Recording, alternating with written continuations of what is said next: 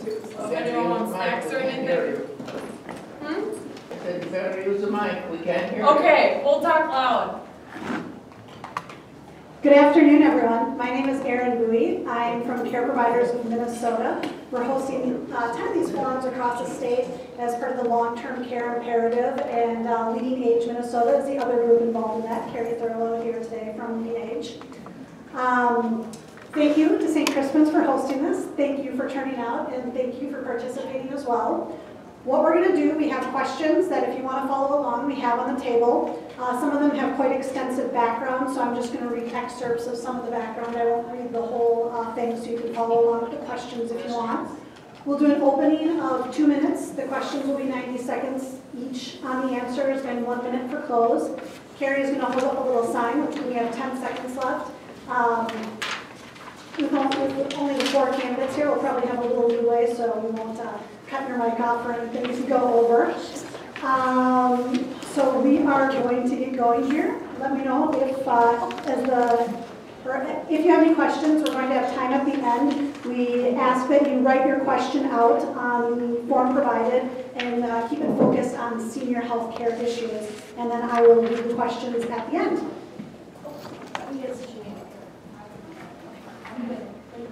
All right, if you want to start, Mike, with your opening.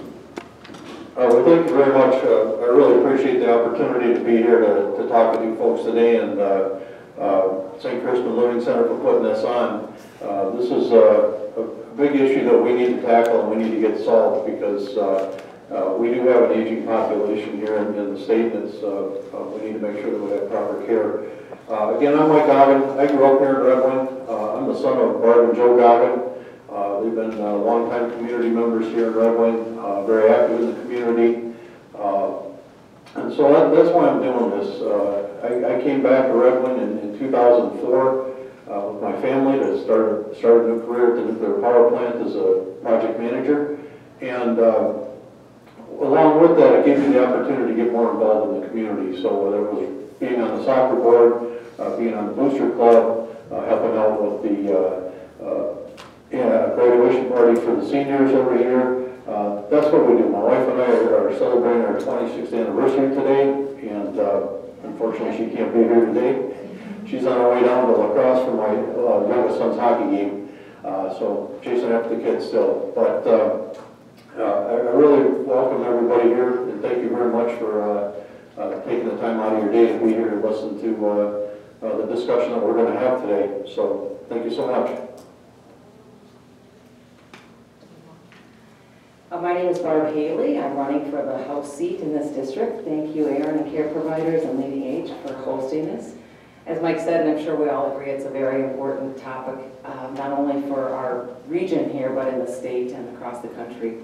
I'll tell you a little bit about my background and why I chose to run for this seat. I was born and raised in Red Wing, not too far from Sunnyside School, and my parents, John and Jan, are here today. I moved back to Red Wing to raise my kids because I wanted them to have that same growing up that I did in a small community where people know each other and neighbors take care of each other's kids, and community rallies around issues, and we help each other solve problems. And I think this is one of those challenges we can all help solve. I decided to run. It seemed like a kind of a culmination of a lot of my experience. I'm a mom, I'm a businesswoman, and I'm a community volunteer. I spent 15 years in business in the telecommunications industry, working for McCaw Communications. It was a cellular startup company. We sold ourselves to AT&T, so I had the opportunity as well to go from an entrepreneurial company to one of the world's largest corporations. When we moved back to Red Wing, when our kids were young, I got involved in the community. I spent about 5 years on the hospital board, and that's where my healthcare experience comes from. I was actually on the board when St. Crispin was applying to the legislature for a waiver on nursing home moratorium. We'll probably talk about that later, but being in this facility and seeing the demolition is very exciting to me, because I feel like it's one of those full career moments where now I can see the fruition of one of those decisions that I was a part of crafting. From healthcare, then I spent time in education and was the first executive director of Every Hand Joined, which is a thriving initiative right now that has a lot of community members involved. And also most recently then spent time on workforce initiatives. And we will talk about that today as well, the fact that our population is aging and the demands for workers in manufacturing and healthcare are one of the key issues that we need to address as a state. So as I said, I think I bring all that experience to the table, and I hope to be your next state representative. Thank you. Well, good afternoon, everybody. I'm Matt Schmidt. I'm your state senator here in Red Wing. I should just stay up front that my parents, Paul and Raylyn, are in attendance today, so folks, let's keep it civil if we can. Just a joy to be able to join this forum today. Really important issue when it comes to healthcare affordability, especially when we look at long-term care for our seniors and vulnerable populations. So I'm really looking forward to the questions. By way of, I guess, introduction and bio, I was a graduate of Red Wing High School, went to my dad's alma mater, St. John's. Took an interest in public policy and economics, and in 2012, after 2 state government shutdowns in the course of about 6 or 7 years, I said enough is enough, we've got to change the way Minnesota does business. And so we ran, in 2012, knocked on about 30,000 doors in southeastern Minnesota, put 50,000 miles on my Jeep that's still running, and walked in about 20 parades. And our promises on that campaign trail were pretty simple. One, we wanted to balance Minnesota's budget, honestly. No more games or gimmicks with our budget. Let's balance the budget for the first time in 10 years, in fact. Secondly, we wanted to invest in what makes Minnesota great. That's infrastructure, that's education, that's human capital, that's taking care of each other. And third thing, we wanted to get away from that period of angst in St. Paul, where you saw those 2 state government shutdowns, and try to get our work done. And so we've had a very productive 4-year run, and I'm looking forward to building off of that in the next 4 years. And my priorities moving forward, getting our road and bridge bill past the goal line and have some more funds for roads and bridges around rural Minnesota. Transportation is really important. And secondly, this is probably going to be the most important issue in 2017, and that's state-level healthcare reform. And that means more affordable options for folks, whether they're business owners or individuals or families, but also making sure that we have a smarter approach to long-term care and folks with assisted living. And so I think this is a very important discussion to have today, and I'm really happy to be here. So thank you. Thank you, Senator, and thank you, Aaron, and care providers, and St. Crispin's for having us all here today. I agree with everyone. This is an extremely important issue and something we are going to be talking about a lot in the next couple of years. My name is Lisa Bailey, and I'm running for Minnesota House of Representatives 21A as well. And I'll just tell you real quick, I'm really here today running because I want to be a proud, or a loud voice for this district up in St. Paul. I think we need someone, and we need leaders who are willing to go to St. Paul and let the people there know about the needs and the values and the desires of our community. And then we need to be able to convey them back to this area. I've spent the last 8 years on the Red Wing City Council. It's been a great experience. I've learned a lot. And at one point I thought about hanging it up and saying, I'm done now. And my daughter said to me, Mom, if you're willing to complain about things, you've got to be willing to get out there and work to get them done, get them changed. And I thought she was right. I need to put my money where my mouth is, and I can't just sit back on the couch anymore. So I decided to run for this office, and I'm looking at the issues, especially around economic development. And what that means is looking at the problems of working families, investing long-term in public schools, and also on affordable health care. I think this is, I agree with Matt, this is going to be the #1 issue of the next couple of years. It's the one I hear most about the doors.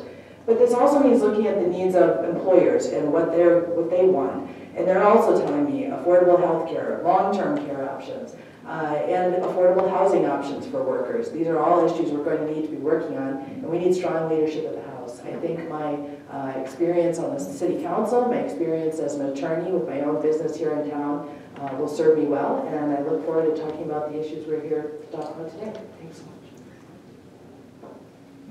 If you just want to hold on to the microphone, Lisa, you can start off with question 1. What we'll do is you can start off with the first question and everyone will answer, and then Matt, you take the second, Barb the third, and so forth and so on, and we'll just rotate the mic that way.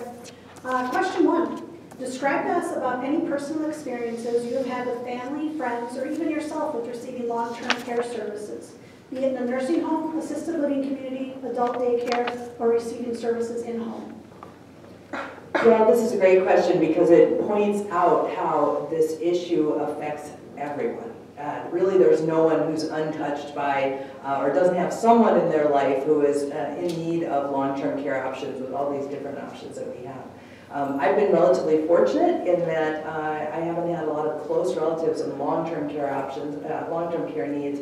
I have had several elderly relatives here in town who have needed long-term options at home. And we were fortunate that we were able to set that up, but it's extremely complicated. There are so many different regulations and rules, and trying to find the appropriate caregivers was very difficult, as I'm sure people here know.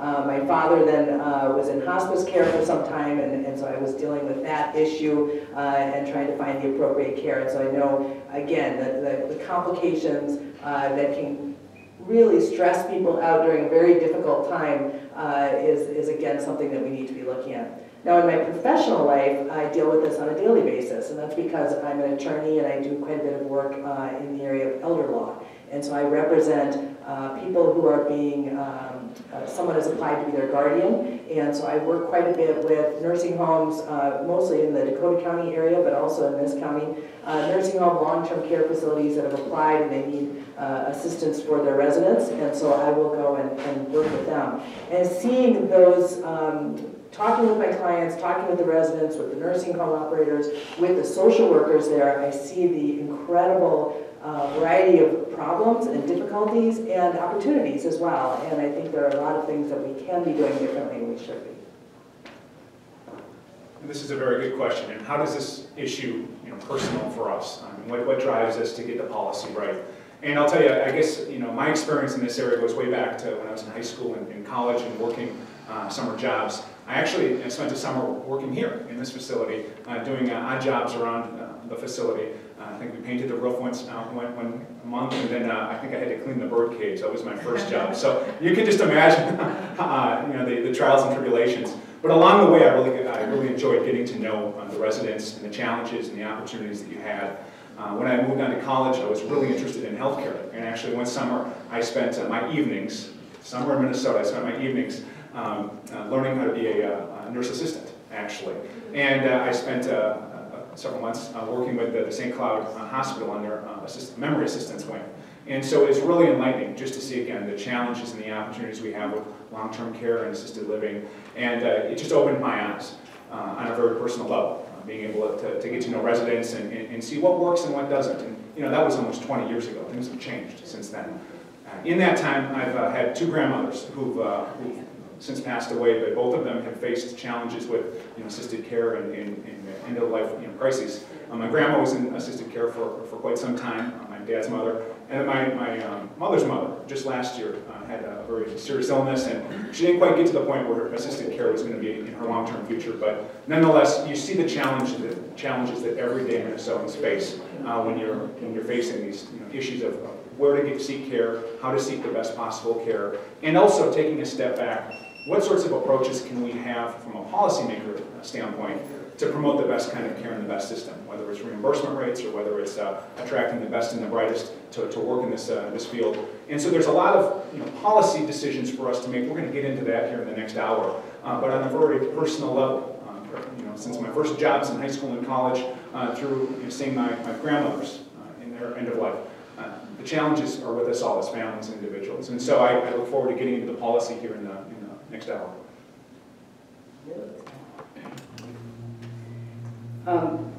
My experience is a little bit of what people call the sandwich generation, where you're still raising kids, and yet a lot of my friends are also involved with taking care of their parents who have health issues or elderly. I'm fortunate. My parents are here and they are healthy, and I'm very, very blessed to have them in my life. But I've watched friends go through this. A close friend and it's all across the continuum, and I think that is what makes this field challenging. Friends that have an elderly mother that's living at home with them, where they created an apartment, and my friend happens to be a nurse, so she can provide that care right in their home setting. To another close friend whose mother-in-law has dementia, and they went through the process of having adult daycare and a visitor come into the home, and then transitioning to another facility, and then finally to a full-time memory care facility.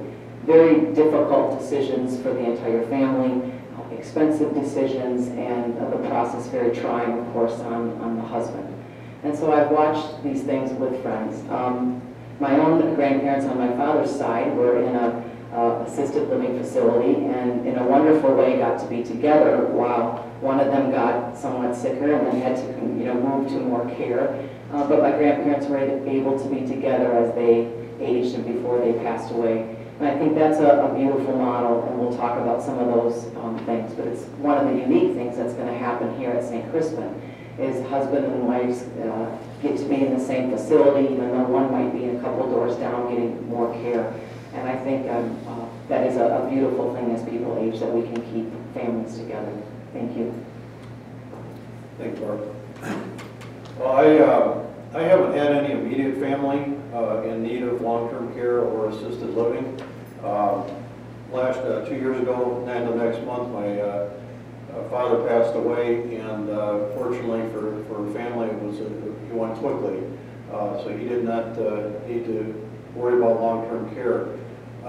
My mother-in-law, on the other hand, about 5 years ago, she took ill, and we were working to get her out of the hospital, working to get her into long-term care and assisted living, and as it went, she just went quickly after that.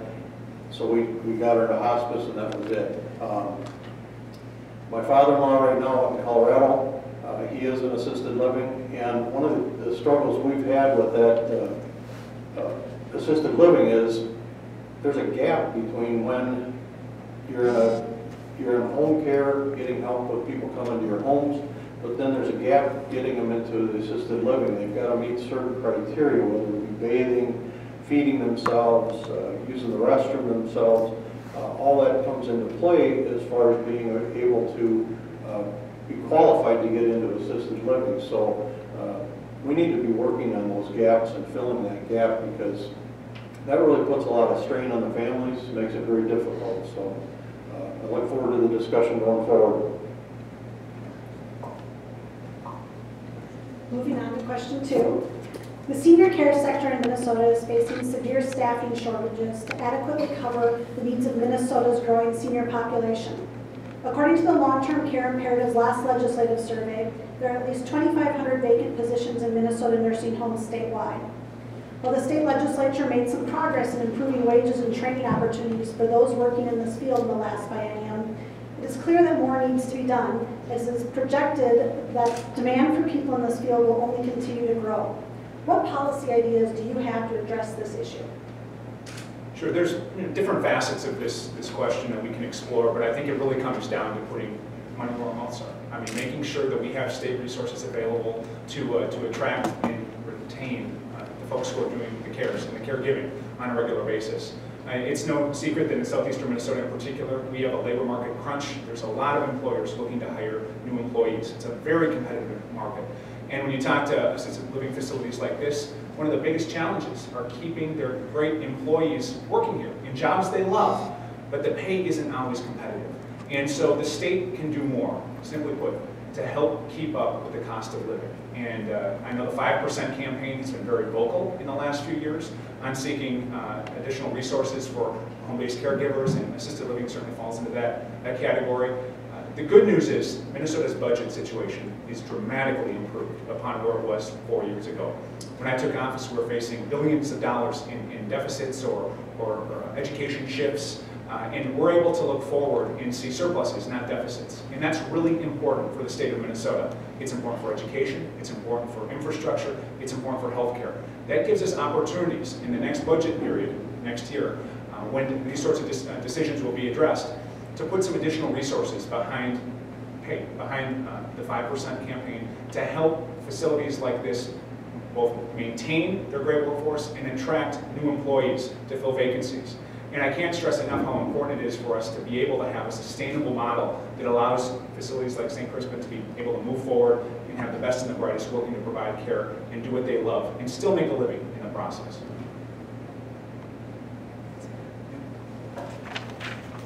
As Aaron said, at any time, 2,500 open positions. We're all aware of the demographic shift that's going on across the country. In the state of Minnesota, in the next 20 years, we'll have a 70% increase in residents that are 65 and older, and we will have a 4% decrease in working age, 16 to 60. So if you look at that gap, being able to find a trained, qualified workforce for the healthcare field is a significant challenge. And as Matt referred to, the wages are part of that challenge. I would am in support, and the House Republican Caucus was in support of the 5% campaign. Let's just put that in perspective. I'll tell you what wages were. For a CNA, which is a certified nursing assistant, that's generally where people start, wages were $11.65 an hour. The increase, they're up to $13.15. Now you can get a job at Culver's for $13 an hour. On RN, they were at $22, now they're about $22.65. So even with that increase, there's still significant work to be done to incent people to go into this field. I've been out door knocking a lot, and I was talking to a woman at her door in a very modest house in Redmond, and she appeared to be in her 70s, and I was asking about her retirement, and she said, "I'm not retired, I still work at the care center." So that's an example of this gap, that we are having a significant challenge finding workers. I support scholarship incentives for people going into this line of work. And also I think we need to align our higher education institutions to incent these types of programs, getting high school kids interested in nursing and assisted living type jobs. I think my time is up, so I'll pass the mic on. I agree with what Barb and Matt have said too. Wages have not kept pace with what's demands of the jobs here in the nursing industry and this long-term care.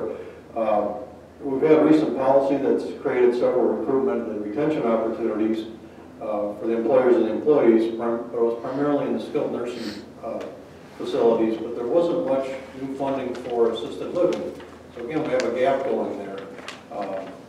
And that needs to be fixed. Also, we need to look at the tuition reimbursement or some type of tax credit for the people getting into this field, because it is an important field, and we need to make sure that we are taking care of our seniors that have worked their lives fruitfully for us and deserve to have that type of respect going forward.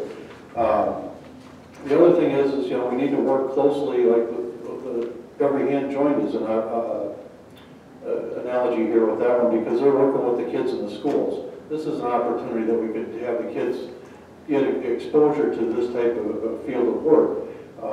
Same with Southeast Tech colleges. They've got the nursing program there. We need to enhance that, give people that are from the rural communities, know what the rural communities are, and have the opportunity for them to go through the program if they so choose to, and they're likely to stay in the rural area and support these nursing facilities.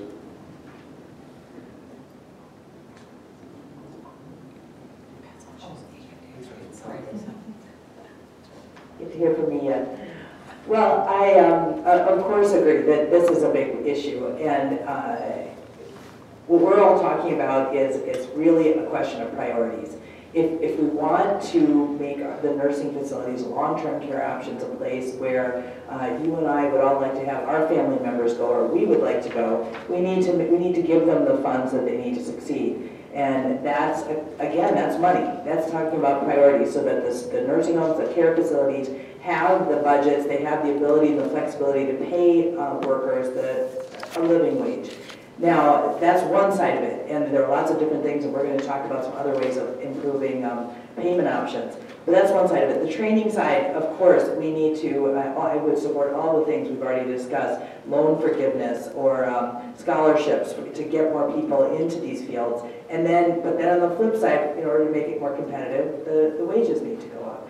And how do we do that? Well, we're only going to do that by cutting other costs, by making sure we're streamlining costs in general, streamlining regulations, getting rid of duplicative regulations, all of these things that drive up costs so that the employers themselves can't provide the wages. So all of those, it's a complicated issue, but again, I think it's a question of priorities. We need to set this first. This needs to be something that we really prioritize and work on. Approximately 7 out of 10 Americans who reach the age of 65 in the next 5 years can expect to need some level of long-term care services and supports throughout their lifetime. Yet, most often, individuals have no planned way of covering these expenses. A survey conducted by the Minnesota Department of Human Services in 2010 found that 32% of Minnesotans don't know how they will pay for long-term care, while another 18% expect a government program to pay for their long-term care. In your opinion, what policy changes should be explored to help seniors and their families finance their potential long-term care needs? I think we can kind of sum it up in about 3 areas. One, there needs to be increased awareness of the costs, because the costs are staggering, and I think most young people, I'm going to put myself in that category, yet I've got an art membership. How's that? But most young people feel invincible, and young families are struggling to meet their current health care needs, especially with the increase in costs for existing health care. So it's not on their radar to plan for long-term care. So awareness is number one, and I think we can explore some ways to increase that. Also, just planning. There was some proposals in the legislature to look at planning models, and particularly making options less complicated and reducing regulations that make long-term planning just complicated for people. We also need to remove barriers on mandates that are currently in place that prevent people from purchasing affordable long-term care insurance. And lastly, looking at some different reenacting, there was some legislation in to look at funding models that didn't get passed. I think we need to tee that up again, and we need to get creative about funding models, because the tsunami of aging people are coming our way, and we won't be able to fund all this care unless we get ahead of it. Yeah, I agree with what Barb just said with making sure we're planning ahead and helping people plan for the future like that. And that's why it takes families working with the healthcare providers and the facilities so that they understand what the individuals or the individual couple's issues are. And the other thing is we need to make sure that starts with more in-home healthcare options rather than just saying, okay, at this point you're going to jump into long-term care. We need to look at the preventive care while the individuals are at their homes, because that's where they live, that's where they're most comfortable, and that way we can help reduce the cost as we're going through, as well as maintain good health care, because a lot of issues that elderly people run into is the medication mix-up, and that causes additional problems for the seniors as well, because then they have to go in for more medical care. And so we need to look at getting more help, more support in the in-home health care area, and then work through bridging the gaps as we progress through the stages of our lives.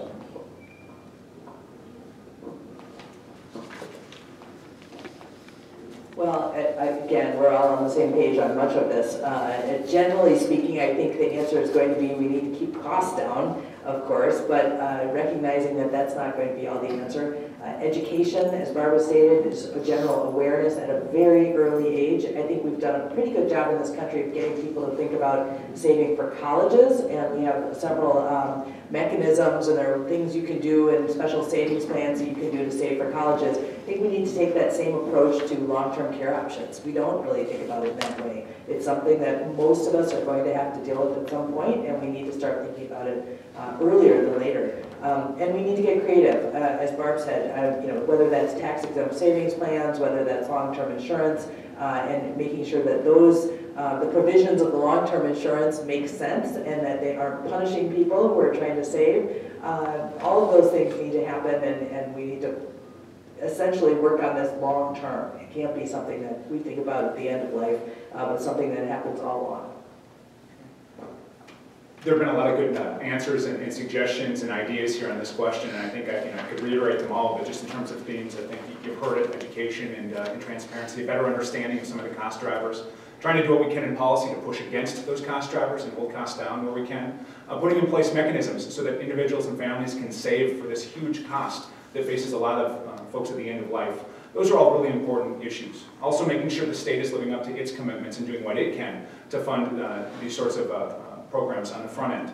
And I guess that brings me to this past legislative session. I was happy to work with Benedictine Health System and others on promoting some legislation that was successfully passed in this session in 2016 that gave local flexibility to our providers, whether in the form of reimbursement rates and also bed licensures, to have a more unique approach to solving their local challenges and moving forward with consolidation in some cases and improving care and cost savings and efficiencies.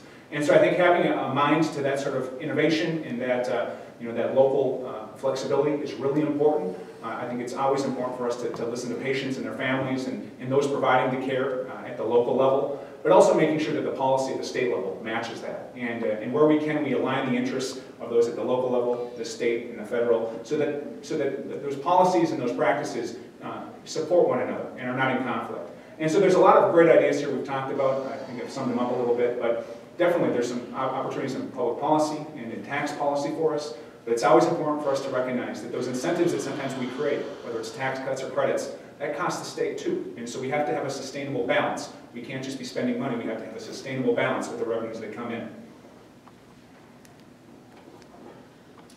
Good question 4. Minnesota has made great strides in creating choices and options for seniors to receive care outside a nursing home. However, the public program that funds community care options for low-income seniors, called Elderly Waiver, has not been significantly reformed in years, and as a result, the program falls short in covering the needs of seniors on this program. Seniors, in turn, have difficulty finding community care providers that are willing to accept Elderly Waiver payments. Do you support reforms to the Elderly Waiver program so that community care options can become more accessible to low-income seniors throughout the state? And do you have specific ideas of what should be included in those reforms? Yes, I do support reforming the Elderly Waiver program because what happens is with health care and with people's lives that you're going through, it's a fluid time because you're constantly changing and your needs get more and more as we age. And unfortunately with that Elderly Waiver program, the funding doesn't keep up with those changes in people's needs and care. And so we need to make sure that it's a gap that we have, it's something that needs to be reformed, and that's what we have to work on.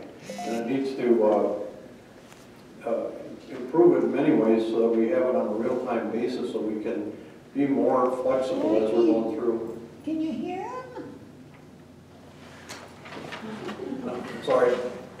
So with that, yeah, we do need to reform it and look forward to making those changes and making it work for the low-income seniors.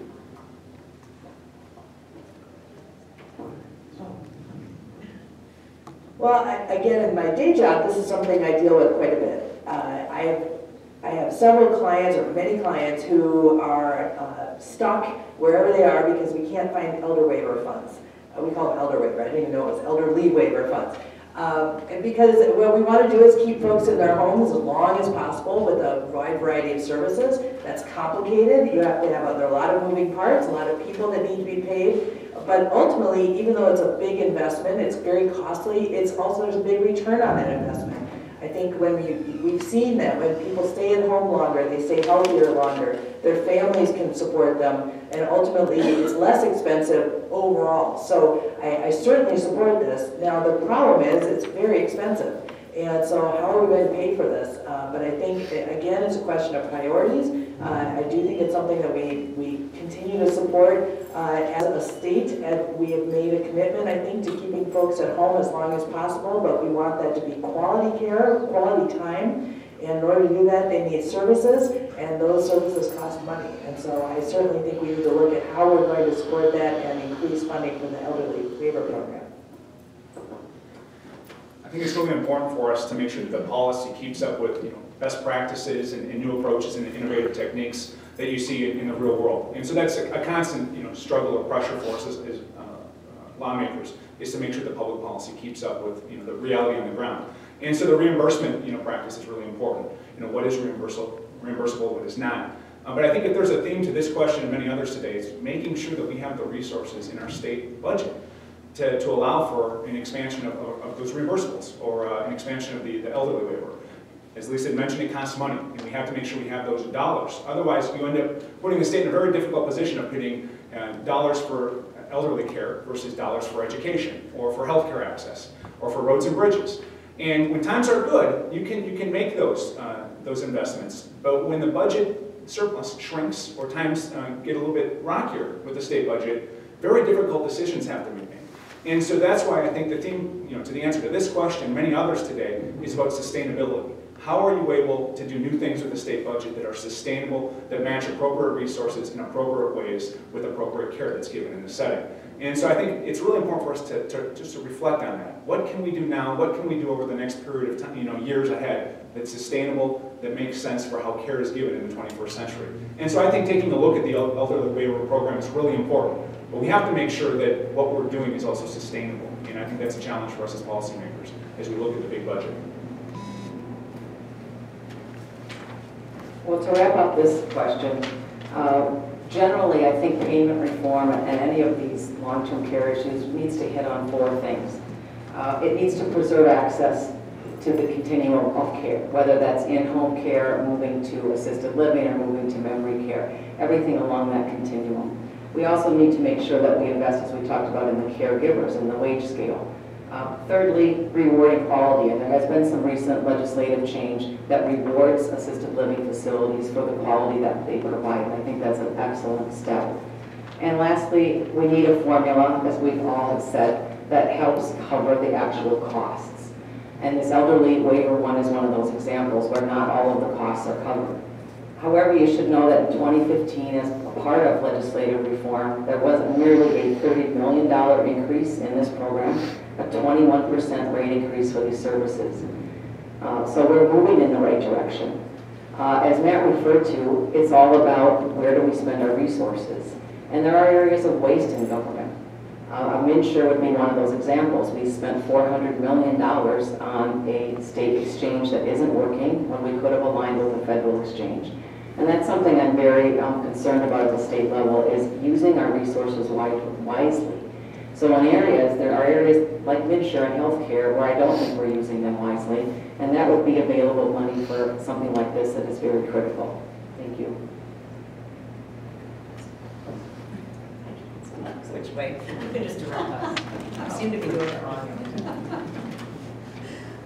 In order to meet the needs of Minnesota's aging population, Minnesota's nursing facilities will need to be remodeled, renovated, and sometimes replaced altogether.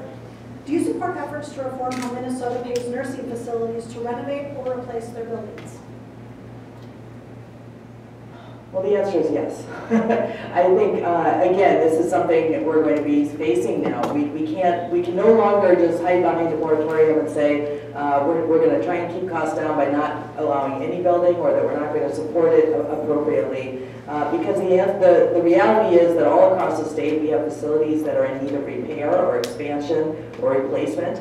We need additional facilities, and right now it's very, very difficult to fund those, to come up with the financing for it, and that's not the way it should be. And so while I think there are a lot of new ideas that need to be, we need to come up with, I think one is that looking at that moratorium exception, are there ways that we can fund that more so that that can be more of an option for facilities? I think it's something, again, we have to look at whether or not that's sustainable, and because that's, those funds are finite, and we've got to figure out where that's going to come from. But ultimately, yes, I think the answer is we've got to look at that. It's part of the state's obligation, I think, to work on that, not to put roadblocks in the way of building.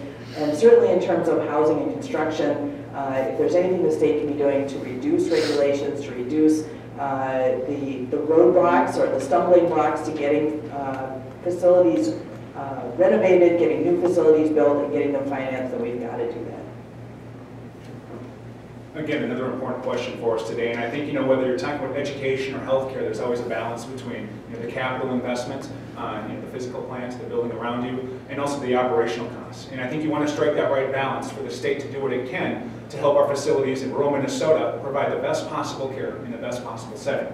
And so I think there's absolutely new ways of promoting that kind of partnership with the state and reimbursement approaches and funds for investing in infrastructure and buildings. I've seen some really great innovative approaches to facilities where residents can feel like they're part of Main Street or hometown rather than a large institution. And I think that sort of approach is really good for the quality of care that you see in many of our rural settings. But you also see challenges with the lack of available beds or the lack of openings in one's hometown. And you really want to be able to kind of strike that right balance where you have innovative approaches and new facilities, and also an approach that allows us to maintain those facilities that we do have in some of our smaller rural settings.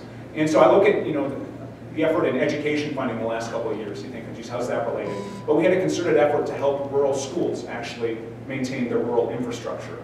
And it was a priority for the state Senate, and I think it should be likewise applied to our nursing homes as we move forward. How are we not only able to help them with their operational expenses, but how are we able to help them invest in their infrastructure, in their physical facilities moving forward? I think you want to have that right balance, because if you go too far in one direction and neglect the other, you don't have I guess a winning formula or a sustainable formula. And so I think there's a lot of opportunity for us to look into this area, and I look forward to doing that next session. As I mentioned in my introduction, this is something that I was part of when I was on the Fairview board, and Representative Kelly carried this legislation through that allowed this facility here to renovate and come up with really creative care models. In what's it going to be, about 15 months, the new facility will be open. It will have telemedicine capabilities. It's built around what's called a neighborhood model. So you're living there in a situation that feels like a home in a neighborhood with a common living room and common kitchen facilities with then a private bedroom. So I'm very excited to see that come to fruition. Part of the legislation that was passed in 2015 directed a study on assessing these types of healthcare facilities all over the state. So I'm eager to see the results of those assessments so that we can be smart in where we direct our dollars, where other areas need to be refurbished, remodeled, etc. But the bottom line again is about priorities, getting rid of wasteful spending in our state government so that we have spending for things like these things that are critical. As Barb said, that currently the nursing homes are going through an assessment process, which is going to give us the results, and then we're going to be able to look at it and develop a plan to go forward. And that's what we need. We need the data to know what needs to occur. We just can't decide to just make changes for the sake of making change. We have to have solid data to work on, and that's what I do at work. I get the data, I formulate the plan, and we implement the plan. But what we need to look at is how our existing operating rate that was paid to the facilities, the day-to-day operations of maintaining, taking care of the facility, and the property rate, which is what is used to fix buildings and pay off any debt that the facility may have. That hasn't kept pace with our current times, and we need to work on bringing that up to date and making it so it's equitable based on the results of the appraisal that's going on this year. So, and also we need to do, as Barb said too, we need to look at waste. We need to look at streamlining and being more efficient, more effective at our facilities, so we can utilize that additional money for going forward.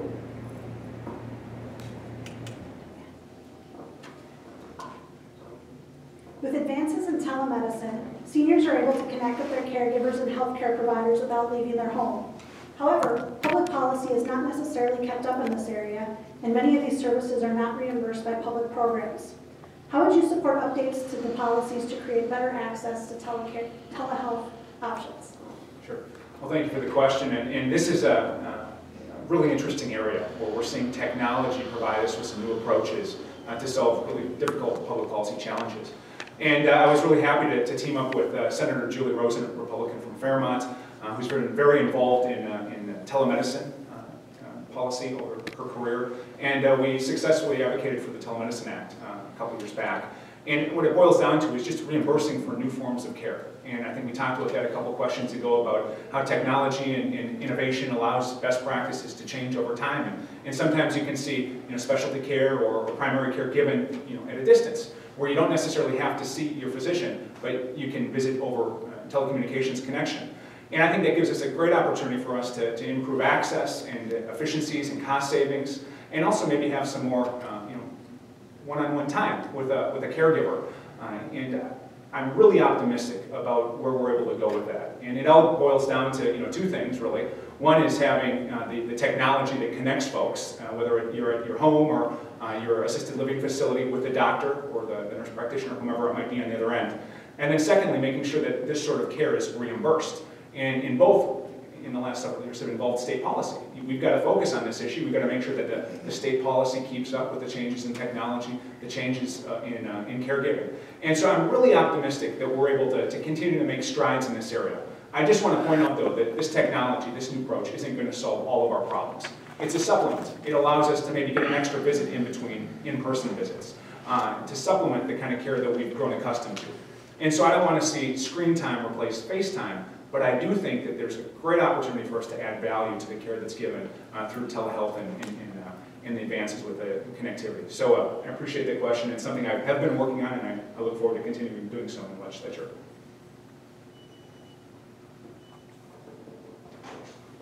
Telemedicine and all the different opportunities that technology avails gives us an opportunity to be very smart with our money. Because we don't have to transfer patients necessarily or have an individual leave an assisted living facility to get to a doctor's visit if we can do something via remote monitoring and a telemedicine model. I worked with this when I was on the Fairview board. When we went to a regional model within the new Mayo system, we have tele-ICU here in Redmond, which is an example of that, where doctors can connect with specialists in Mayo to provide ICU care. And we save a lot of money and we serve the patient better. There's many examples of that, and I think this is something that will just carry over into the assisted living and long-term care field.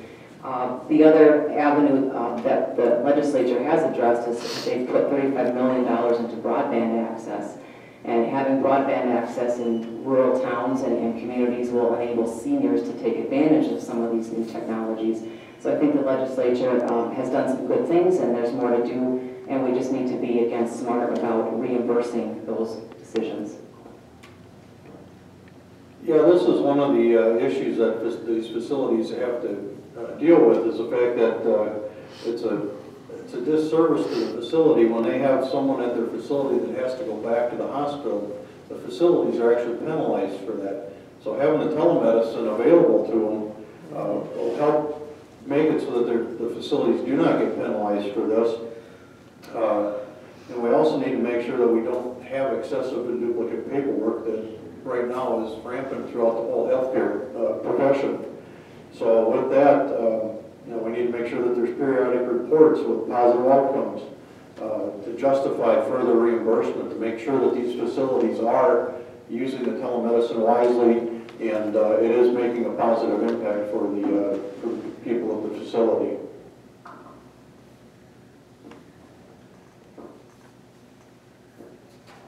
Well, this is going to be a fascinating area to watch over the next couple decades, I think, and I think it's certainly the wave of the future. I think the costs are going to go down, and it's going to drive down costs, as Matt was saying, and the others were saying, for some of these shorter visits or checkups or non-emergency visits that are going to really drive down costs. I think that's a great thing. What policies need to keep up with this, though. We need to make sure that it's recognized that these are valid reimbursable visits, that there are costs associated with this, that the nursing homes or the facilities need to be reimbursed with. And we need to make sure that the technology keeps up with it. I know Mayo has long been a leader in this area of using technology, but not everyone is quite as up to speed, and we need to make sure that data security is in place.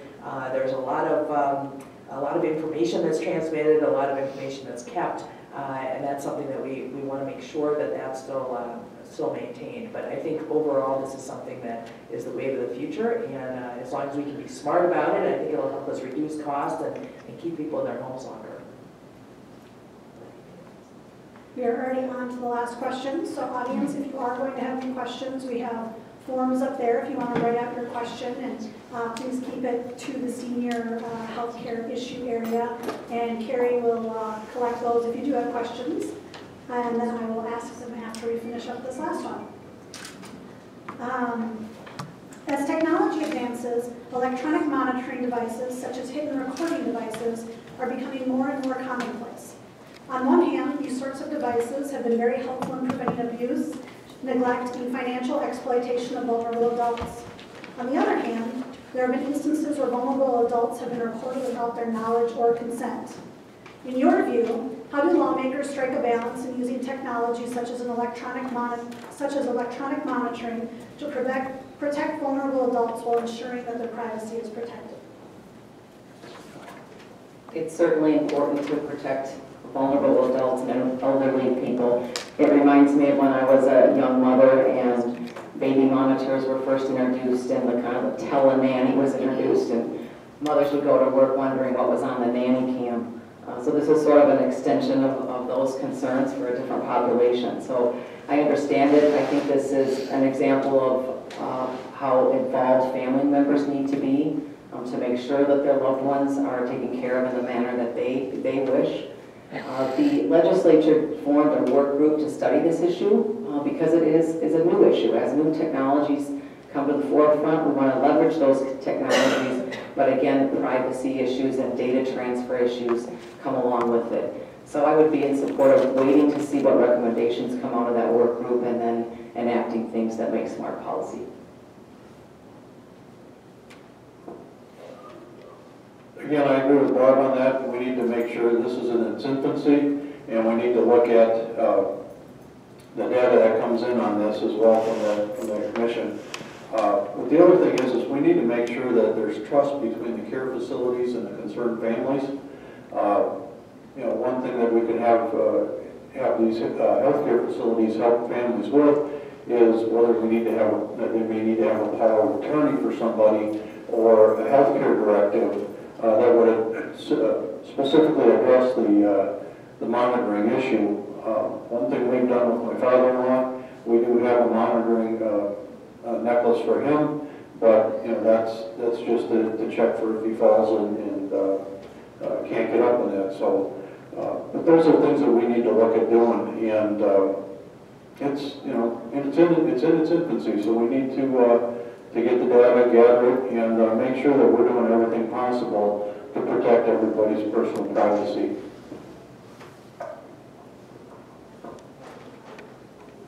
I think this is an area where lots of good intentions can clash. We have people who are looking out for the vulnerable adults, and then we have the caregivers themselves who are, of course, trying to provide the care. We have the family members, and it's an area where rights can be trampled on. And I've seen this as representing the vulnerable adults themselves, that family members particularly, but also the caregivers sometimes in their rush to provide care are just trampling right over the privacy rights and other rights of the adults, of the vulnerable adults. And that's something, unfortunately, we just have to look at this as a very delicate balance. And it's going to be a work in progress, as the others have said. I think we can provide, like Mike said, I think getting more trust between the caregivers and the family members, more education, but also there's going to be need to be more support in the area of guardians, powers of attorney, all of that area. It's a burgeoning area of caregiving, and something where we as a state can provide more assistance there, and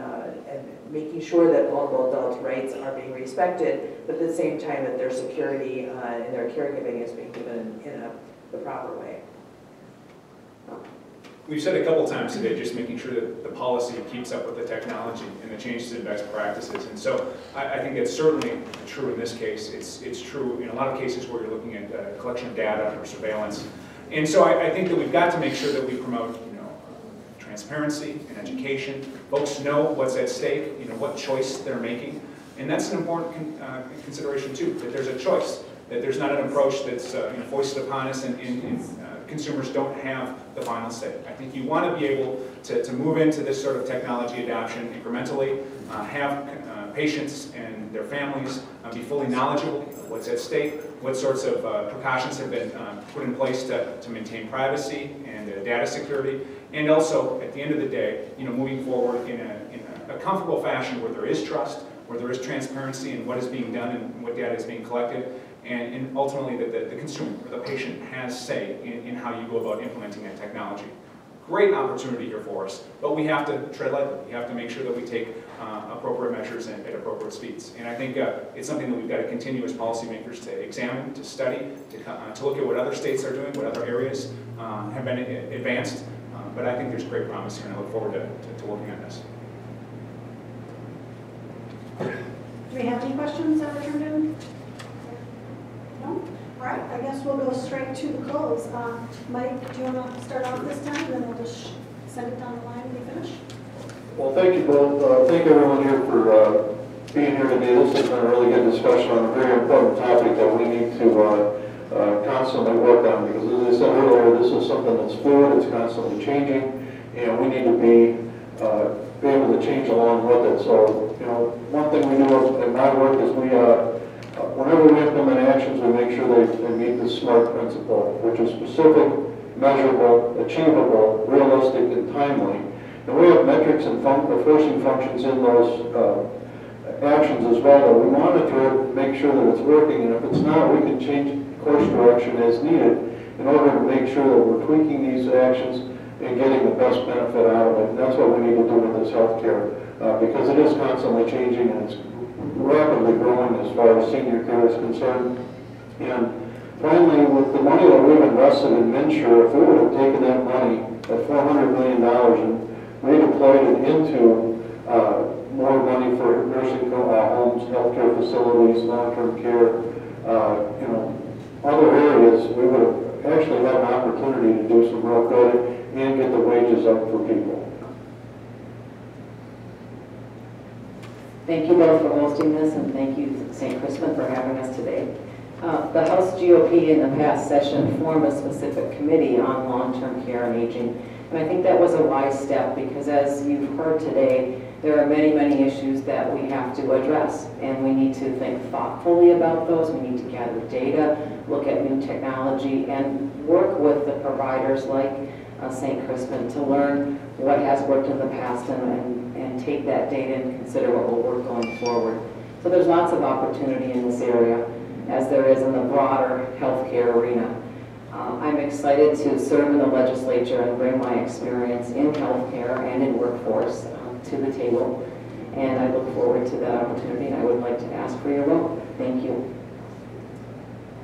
Well, thanks again for the opportunity to join you today. This is, again, a very important discussion. Healthcare, I believe, is going to be the #1 issue addressed in the 2017 legislature. And so thank you, St. Crispin and residents and others for joining us today to have a good conversation. You know, I believe that there's great opportunity for state-level healthcare reform in Minnesota. And I think Minnesota has a track record over the last 30 years and beyond on getting healthcare more right than wrong, certainly better than the federal government. And so I want to keep as many decisions local as we possibly can, whether it's in our communities or in our facilities with our doctors we trust, certainly at the state level, not the federal level. There's so many things that are working right in Minnesota. We're not perfect, but I got to tell you, we're on the right track.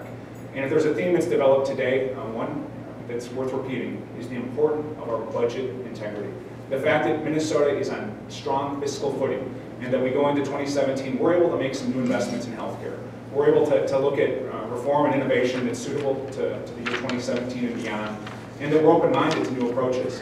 But I think it's important for us also to not be fooled by proposals that might be attractive in the short term but don't have the long-term sustainability.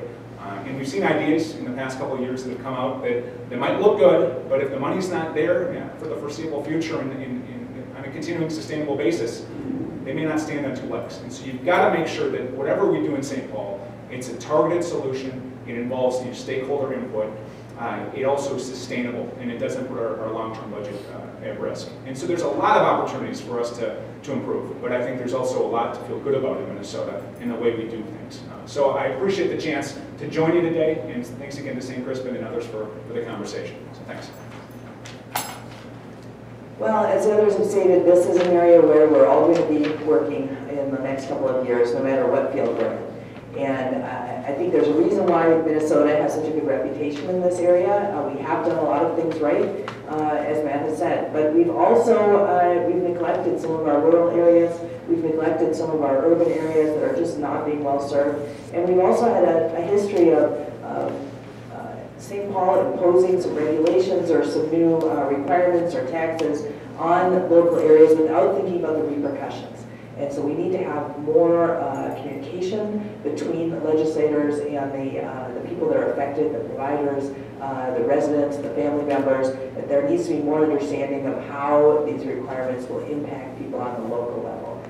That's something I want to work on, and something I'm happy to work on. And I also ask for your vote in November, and I think I can bring a good background and experience to that in order to move this conversation forward. So thank you to St. Crispin's for having us today and for this important conversation. Thanks to St. Crispin's residents and staff for hosting. Thank you, audience, for joining us. And thank you for sharing your viewpoints with us. We do have snacks in the room off to the right, and I'm going to ask you four to stay at the table for 1 minute so I can grab a quick picture.